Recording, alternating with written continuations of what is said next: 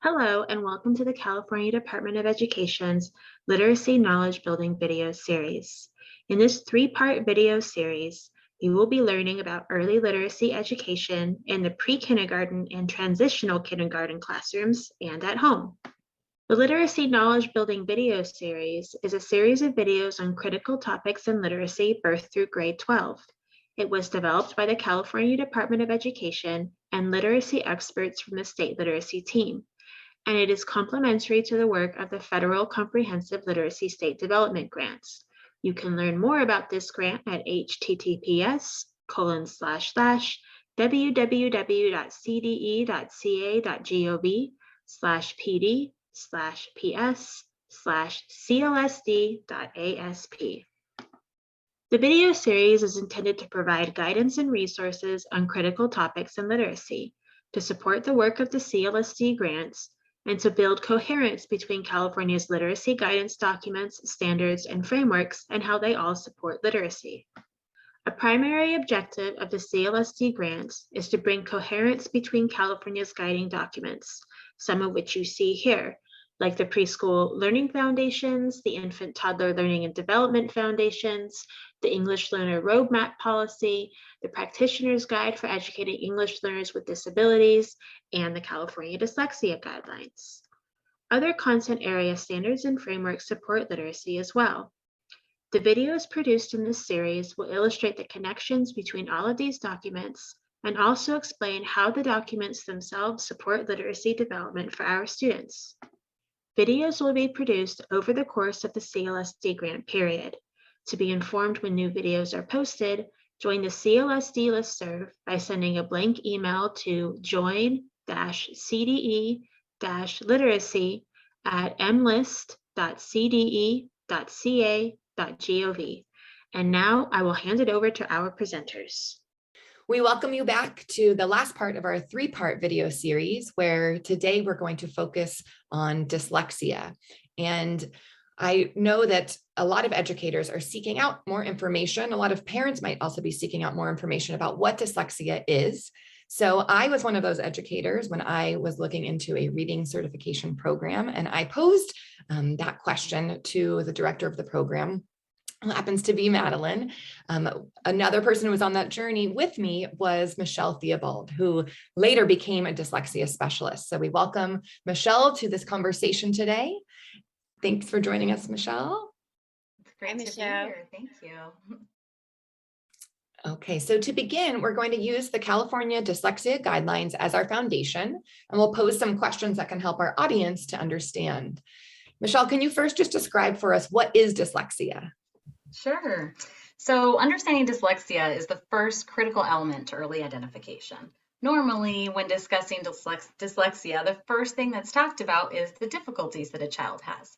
So, for example, the word dyslexia comes from the Greek prefix dys, meaning difficulty, and lexia, meaning with words, difficulty with words. However, today I really would like to start with sharing some common strengths of a child who has dyslexia. I don't want educators or parents to be afraid of the word. Dyslexic learners are strong in storytelling. They understand the world around them through their experiences, through background knowledge. They're really like big picture type thinkers. They have strengths in visual spatial skills, math, physical and gross motor skills, resilience. They've got those good people skills. And so if we remember to focus on the positive and find each child's strengths, we really can have a better understanding of how we can help them learn in the classroom setting or at home for you parents out there. You know, Michelle, I really want to highlight and emphasize what you have said, because as we know, language is so powerful, and sometimes our innate or like beginning knowledge of a topic such as dyslexia can really impact how we view that situation, and our own unconscious biases can, surface, and we start thinking about all the areas of weakness or sometimes the negative. And so I really appreciate how you're framing this conversation for all of us and for everyone who's going to be listening and watching this webinar. Let's go a little bit more in depth, because we really want to walk away with very strong foundational knowledge about dyslexia. Tell us a little bit more about how the brain plays a role in dyslexia. Sure. So dyslexia is considered a specific learning disability. It's neurobiological in origin. That means that our brain patterns reflect poor processing in a few different areas, specifically in phonology, which is the sound structure, and orthography, which is the written form. It's considered a language-based learning disability, and it's characterized with difficulties with accurate and fluent word recognition, as well as deficits in spelling and decoding abilities. So we call it a language disability because what ends up happening is it makes learning very difficult for a student. It's hard for them to succeed academically in a typical instructional environment. So as a way to understand these problems, scientists have been working on brain anatomy and function of people with and without dyslexia. Researchers continue to conduct studies to learn more about the causes, early identification, which we are going to focus on, and the most effective treatments, which can be done in our classroom and by the parents. So it really we can affect and we can help, we can impact these children by providing the right instruction. So what I'd like to bring to your attention is that there are specific areas of the brain that are responsible for different functions in terms of reading. The majority of students with dyslexia have a core deficit in the phonological processing component of language. Phonological processing includes phonological memory, phonological awareness, and speed or rapid naming.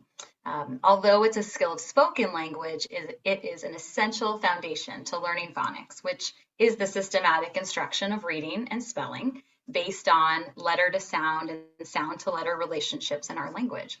And difficulty in acquiring this relationship is the foundation for accurate and fluent spelling and reading, which is what we want our children to be able to do. I so appreciate you bringing attention to phonological awareness. And we did kind of dissect that a little bit in part 2, or a lot in part 2. I have felt that in my journey, that is a big misconception with students who have dyslexia, is that it's assumed that it's a visual processing deficit, where in fact it's a phonological processing deficit. So we, even as early educators, can provide that early training just with reading with our ears to strengthen that area for all students. We may not know who those students are who may be diagnosed dyslexic later on. Are there any other misconceptions, common misconceptions about dyslexia that you often hear that you'd like to further address? Sure, yeah. So common misconceptions, like you said, it's a vision problem. Sometimes we also hear that it's a lack of intelligence. Someone's not smart enough, or it's a lack of motivation to read. They're not motivated. They're not trying hard. In reality, it's the opposite. They are probably working on overtime. Their brains are working on overtime in order to take in the information and process it. So this is not the case. Research shows that the brain is malleable, and with the appropriate teaching methods, students with dyslexia can learn to read successfully. And we can help that child. We can help children to build automaticity of basic skills to free up brain power for all of the higher level thinking we want to see them doing. Another question we hear is, can a child outgrow dyslexia? Children do not grow out of it because dyslexia is not an issue of brain maturity. The brain is incredibly resilient and can change with interventions, but the signs of dyslexia that exist in preschool and kindergarten age children are not challenges that will go away by themselves over time. So when a dyslexia risk is identified as early as possible, educators can implement the appropriate instructional practices that help students long term. Yeah, thank you, Michelle, for sharing this, because not only am I furthering my own knowledge about what is dyslexia and what is not, I think this is a very crucial conversation for parents and educators to know and to really understand how we are becoming better prepared and educated about this topic. So I always, think about in the classroom. So what happens? Share with us a little bit more about your expertise and your knowledge. Now that we have this foundation of what is dyslexia and what is not, what would be some early indicators of dyslexia that are apparent at an early age? What should we be on the lookout for? Yeah, great question. So neuroscience shows new evidence that early identification is possible, even before a child is able to read. So students can exhibit difficulty with literacy skills as early as preschool, which most of you have children in preschool or are teaching this preschool age.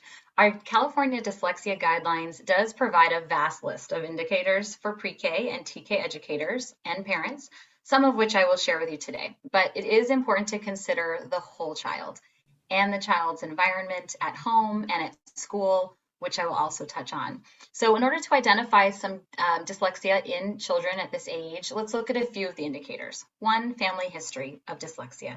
If a parent or older sibling struggled in reading or has a child or as a child or was diagnosed with dyslexia, it can be more prevalent in the child.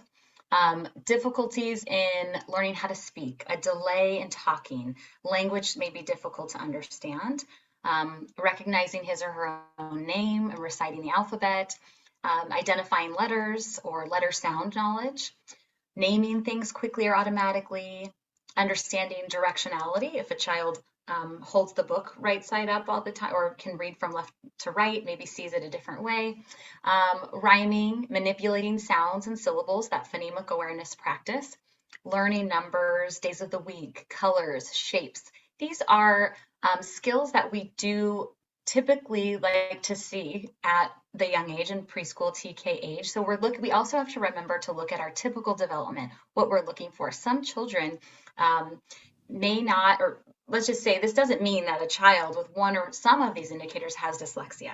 And it doesn't mean that a child with dyslexia shows all of these signs. But it does mean that we as parents and educators can be making these connections and making observations of our students, paying attention to the needs of our youngest children, and ensure that they're receiving the necessary instruction to meet that specific need. I appreciate you pointing that out, Michelle. The idea of the whole child, and that includes their whole environment, both at home and at school. When we think about typical benchmark, developmental benchmarks for children at this age range, some children meet these benchmarks, but others do not. And we have to consider, what are we providing for them in both the home and at school to support this development? Especially, maybe some children don't have exposure to books and language and literacy activities at school and or at home, depending on, what type of environment they are engaged in terms of schooling. Maybe they're not attending preschool. We know universal transitional kindergarten is something that's coming, which is great that we can ensure that, they'll have that type of environment. But when I'm considering some of these benchmarks, I just want to highlight the phonological awareness benchmarks that appear in the preschool learning foundations. And we see those on a continuum beginning at around age, 48 months of age and developing, more towards age 5, 60 months of age. And we see right in the foundations that we are expecting for students to at least build that awareness, the exposure to being able to orally blend and delete words and syllables without the support of pictures, while also being able to orally blend the onsets, the rhymes, the phonemes of words, and orally delete the onsets of words with the support of pictures and objects, which we did model, in part 2. So can you speak a little bit more about that and the typical benchmarks that we want them to reach in development? Sure. So it is typical for children at this age to display, like you were saying, we want to see where they are, but it is typical for them to display these difficulties. So, we see this all the time. Children grow at different rates, at different paces. They learn, they progress. So understanding that the typical development of a child may happen on a continuum, like you said as well, along with the idea that children develop at different paces along the same continuum. So a child's school history, if they've been to school yet, environmental or cultural background. I mean, we're in a current global pandemic. The last 1.5 to 2 years, many young children have not been exposed to the same amount of literacy and language that they would have been. And they're exposed to this in different capacities. So we have to consider cultural background, economic factors, environmental, and how our world is to make sure that we are reaching all of those children and, guiding them and providing that exposure that you've talked about in the literacy-rich environment and those games and songs and just giving them those opportunities. That makes so much sense. And, given where we are in our world, there are many kiddos who were in, TK or pre-K or first grade, right, at the onset of 2020. And we can see some of that unfinished learning that's taking place right now in the current grade they're in. I would say, now that we are talking about this, I just think about what are some of the things that we can do as educators. And also, a lot of parents are listening to this and watching this webinar. What are some questions that parents can also ask of their kids' teachers to really find out more about, a starting point? Now that we have this whole setup, like, what are some of the questions that teachers can ask themselves to begin to do this really good work?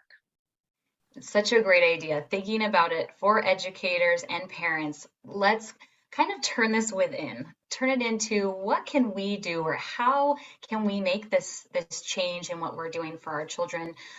Just evaluating, and we should always be evaluating our own professional practice so that we can better serve our students. So some of the questions we can ask ourselves, and even thinking about what was told or was discussed in part 1 and part 2, with the difference between phonics and phonological awareness, and understanding our language and how to teach in those specific ways. I do think being able to look at our own practice and see and ask those questions of ourselves is really important. So, have I taught this? Have I taught this explicitly, systematically, with precise, consistent language? Have I taught this systematically in a logical order for my children? What do I need to know and consider when planning my instruction? This was, we were just talking about with child's background and cultural and environmental background. Do I need to consider that? Can I kind of check my own biases at the door? And how do I view things differently than maybe my children do? Have I explained the purpose? Do I provide the why? Why are my children learning this, even for me and to them? So that a child understands what their purpose is for learning this particular concept. How can I ensure that all of my students have understood this concept? Do I need to adjust? Do I need to go back and reteach something? Or change my instruction to meet the needs and strengths of each student? My instruction might be something that because I'm taking this inner look inside of what I'm doing, it's okay to make changes, because we want to be better, and we want to be better for our students to meet their needs and strengths as well. When you know better, you do better. Yeah, for sure. Yeah. I appreciate you laying all of these out. And I know that first bullet point for me, going to a vulnerable place, realizing, my last year in the classroom, I taught kindergarten, and I realized I didn't really have that knowledge base about phonemic awareness, and had I explicitly taught it. So being able to kind of dig deeper about the what is so important when we're talking about the essential components of reading. And in talking further about this, we know it plays such a critical role. So as educators and parents, we can ensure a strong language and literacy foundation is present for all children, but what specific activities and practice would be beneficial for all students, and especially impactful for students showing some of these dyslexia indicators? Lauren, yes, we know that this explicit and systematic instruction is evidence-based. It's high-quality instruction where all students will benefit. At such a young age, children with risk factors for dyslexia and typical learners need to actively develop this phonological awareness through instruction that's embedded in oral language activities, that literacy-rich environment. All children can benefit from structured literacy.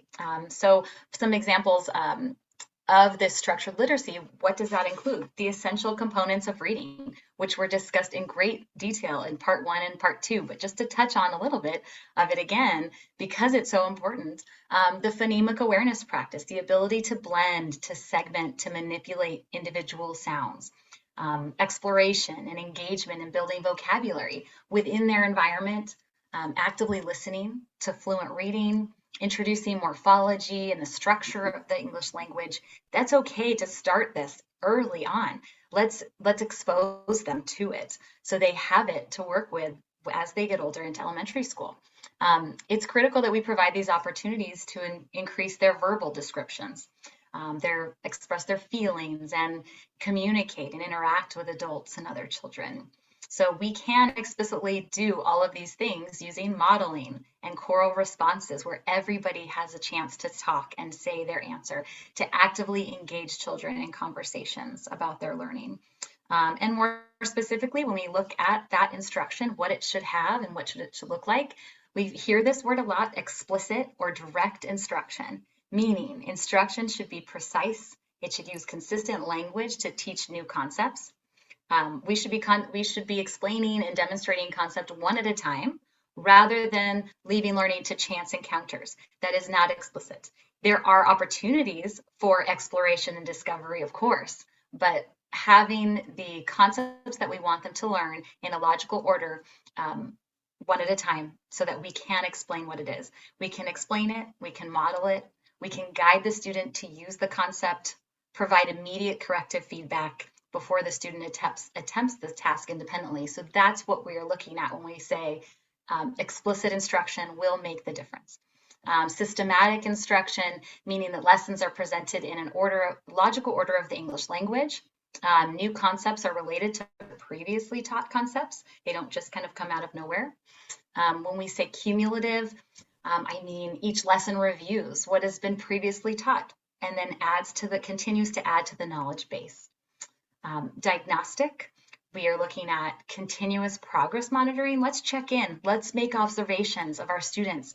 Figure out, have they mastered this? Are they ready to move on? Or do they need continuous practice or repetitive practice? We're really always looking at informal assessment and adjusting. I talked about this earlier, but adjusting our instruction based on that informal assessment. Have they got it? And then lastly, multisensory strategies. Children with dyslexia and typical learners, we want to foster instruction that integrates auditory, visual, kinesthetic, motor modalities. We really want to give them these sensory pathways to reinforce any weak memory patterns or things that we want to adjust in how they're taking in the information. So specific multisensory strategies would be learning letter names and sounds using consistent picture cues, finger tapping, spelling and sounds, air writing in the air. We can write letters. And again, we're looking at the basics. This is the foundational piece. So a child being able to air write the letter T and air write the letter A is going to be, they're using a different muscle in their brain to help them take in and really remember that letter. In this clip, a child demonstrates air writing by sounding out a letter and moving her hand in a circle. Using small counters or tiles to physically move to represent individual sounds within a word. In this clip, a child moves round tiles to demonstrate each sound in the word fish.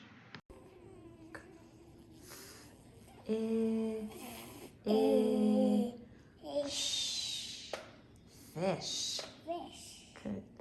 Finger tracing or feeling manipulative letters while at the same time pronouncing letter names or letter sounds.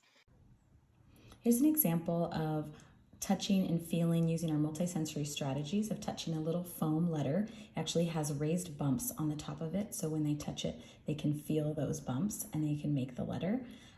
I also have included a picture cue and the letter itself, so that when I show that to students, they can tell me the keyword and the sound that goes with that letter. So in this case, it would be apple, elephant, fish, f, umbrella, mop, chair, ch. I've also included our consonant digraphs. As students get older, we can include vowel digraphs and diphthongs, consonant digraphs, and other letter patterns or letter combinations of sounds. But again, using a consistent picture cue for each letter every time they see it will help ingrain the sound that the letter is going to make when they see it again without the picture. So, there's a lot of options out there. There's a lot of great things that we can be doing to provide this multisensory instruction for all children. And then, as a bonus, it benefits those children who may have some of those early indicators of dyslexia. Michelle, I'm just learning so much, and thank you for everything that you're sharing here with us. Those examples are just magnificent because that is what you just said. They're highly qualified. It's excellent, practical, systematic, well planned out instruction. It's nothing different from what we do in our classrooms with all of our students. We just need to be more explicit and tell our students exactly what we're asking them to practice. I think what's really important to highlight here is too how much of the instruction we're providing and how much time we're allowing for our kiddos in our classrooms to practice what we're asking them to do. Um, in summation here, you've created this wonderful visual to further just conceptualize everything that you've shared with us. Talk a little bit more about this visual that you put together, this whole graphic. Sure. So our goal as educators is for our children to understand what they're learning and why they're learning it, so they can become independent thinkers and learners as they progress, correct? So in the same way as educators and parents, it's critical for us to understand. We need to understand, and specifically for dyslexia, what is dyslexia? What does it look like in young children? And that's where the understand comes in. We have to have a good understanding of where our kids are going, typical development, as well as what we might see in those indicators. In order to do that, we then have to identify. So let's identify those risk factors and figure out how we can make sure we are making those observations and deciding how to help those kids who do need the action. And then we go along to our take action. So we're early identifying, taking action. What does that mean? That's what we had just discussed about the instruction, how much that reaches. Our instruction will reach all learners. It will provide those foundational skills so that children can become the skilled readers and writers that we want them to become, and we hope for them. And they want to as well. So the power of early intervention and rethinking the way we teach our youngest learners is important. So academic difficulties associated with dyslexia can often manifest differently throughout a student's academic career. So at this young age, we're seeing it in the ways that I had described of our early indicators. But as they get older, it might become academic academics are going to become much more difficult for them. We can see it on a continuum of severity. As academic demands increase, new struggles arise and then can be recognized more easily. So because of what we know about brain development and the increase in academic content and rigor as they do get older, later intervention can be a lot more difficult and timely.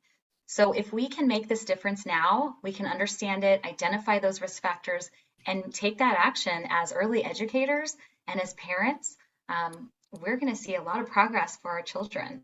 And that early intervention is really critical to what we are able to provide for our kids.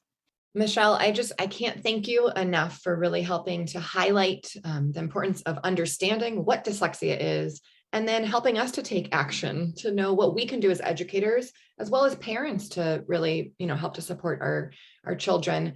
What I hope people understand too is that for these youngest learners, this explicit systematic instruction can be fun. And we want to keep that play-based lens, for our littlest learners, while really making sure that we're prioritizing the best first instruction for them as they embark in their learning journeys. Well, thank you for having me. It was a pleasure to be a part of your conversations today. Thank you for joining us. So now we come back to this slide. We began with thinking about how all of this comes together. We started with the whole child. We're wrapping up with the whole child. Let's come back to this visual here that we've created. And we really want to make sure that, you look at this as a way to help inform the knowledge that you've gathered through these 3 different webinars, and that the emphasis is always around the interconnections that we make that are happening not only within how our children are developing oral language, and then all the different literacy rich environments that we provide at home and also in the classroom, and how those are the foundational principles that support literacy development. And of course, within those concentric circles, we have the cyclical approach of the partnership that happens between home and school, and how that relationship, that partnership needs to be maintained and sustained. And so that communication between teacher and parents, or teacher and guardians, is very important. Keeping that in mind, here's a couple of things that we would like you to reflect upon as we move forward. So conventional reading and writing skills that are developed in the early years from birth to age 5 have a clear and consistently strong relationship with later conventional literacy skills. We want to first have you reflect upon, what do the concentric circles help you conceptualize the relationship between language and literacy development in your classroom? And think about, in a sense, when we begin to analyze what we've discussed so far, like what are some of these current links that you have made as a teacher, as an educator with your families? And so this goes beyond, so what language do you speak at home? Like what are some of the things that the child likes to do? It goes a little bit beyond that home parent, survey that we use at the beginning of the school year. This really begins with developing that strong partnership where that dialogue continues throughout the year. And what this means is that your back to school nights or your student-led conferences during back to school nights really change. The dialogue becomes a lot more sophisticated. It becomes a lot more nuanced. It becomes a lot more of that partnership that you're creating and developing as you move along throughout the school year. And of course, we want to create an action plan with measurable goals that make use of those concentric circles. So how can we use data, both formal and informal, our observations about what we know developmentally, how children should be progressing, what some of those early indicators of dyslexia may be. Let's work together with both the educators and within the home to help all students grow. So we will also have a set of resources that will be accessible to you. There has been a lot of information that has been shared throughout these 3 different webinars. And having a companion piece is always really important, not only for the classroom teacher, but also for the parents to know how to begin the conversation with educators, with their kids' teachers to continue this work. Finally, we thank you for joining us for this very important discussion, which we hope prompted some deeper thinking and reflection. And we welcome you to contact us with any questions. I'm Lauren Walsh. My email is readinspirelearn@gmail.com. And my name is Madeline Mejia, and you can reach me at madeline.mejia@fullerton.edu. And I'm Michelle Theobald, and my email is michelle.readingfoundations@gmail.com. We look forward to hearing from you. Thank you. Thank you, everyone. Thank you for viewing early literacy education in the pre-K and TK classrooms and at home. Make sure to watch the other videos in the series, which you can access at California Educators Together. Thanks.